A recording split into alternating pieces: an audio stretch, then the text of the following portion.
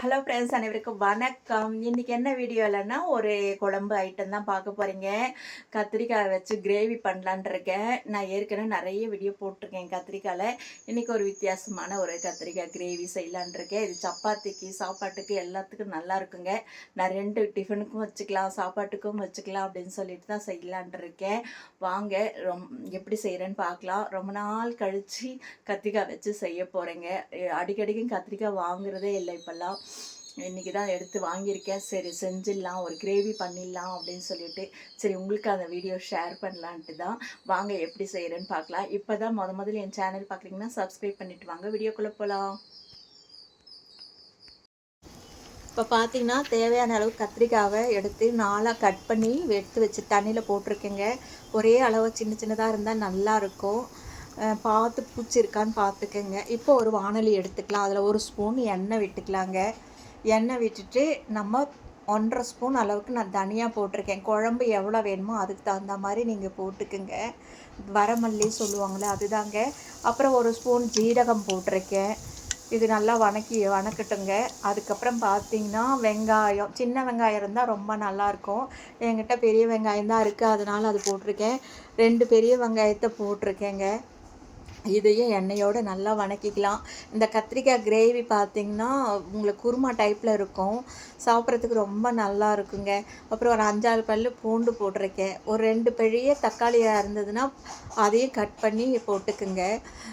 உங்களுக்கு காரமும் குழம்பு கிரேவியும் எவ்வளோ வேணுமோ அதுக்கு தகுந்த மாதிரி நீங்கள் வெங்காயம் தக்காளியும் எடுத்துக்குங்க. 2 பேருக்கு தகுந்த மாதிரி 3 பேருக்கு தகுந்த மாதிரி நீங்கள் அதுக்கு தகுந்த மாதிரி எடுத்துக்குங்க.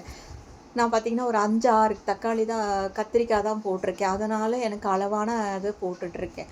இப்போ கருவேப்பிலை, இப்போ 5-6 முந்திரி பருப்பு, ஒரு 1/4 முடி தேங்காய், இதெல்லாமே போட்டு வணக்கிட்டுருக்கேங்க. நான் ஃபஸ்ட்டே நான் என்ன பண்ணி இப்போ எல்லாம் நல்லா வணங்கட்டேங்க.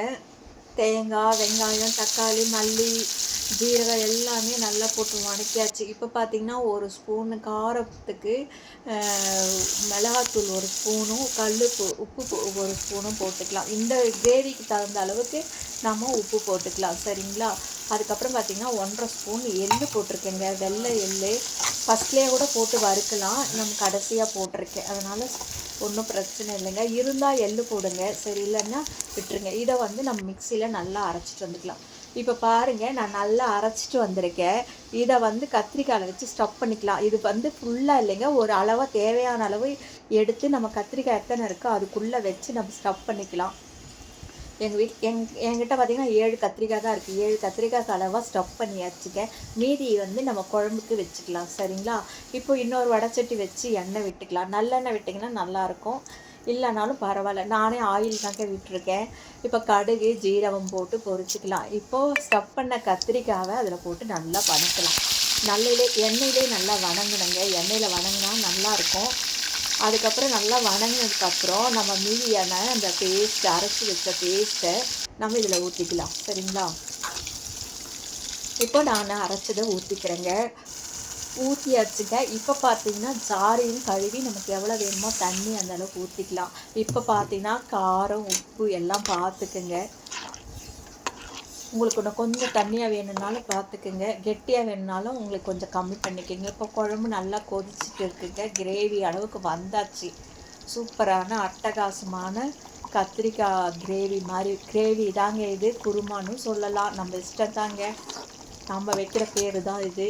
அட்டகாசமாக செமையாக வாசம் அப்படி இருக்குதுங்க. அவ்வளோ நல்லா இருக்கும் இந்த குழம்பு.